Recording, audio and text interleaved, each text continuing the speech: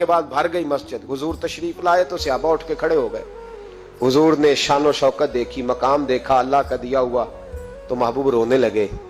نماز مکمل ہوئی تو صحابہ نے عرض کی حضور آج آپ رونے لگے نماز کے وقت, کیا ہوا؟ تو محبوب فرمانے لگے مجھے میرے ماں باپ کی یاد آ گئی.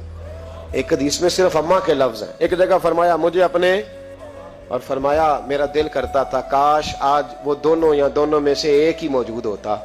فرمایا میری اماں موجود ہوتی, میں تمہیں نماز پڑھانے آتا, میں سورہ فاتحہ آدھی پڑھ لیتا, میری اماں کو کوئی کام یاد آتا.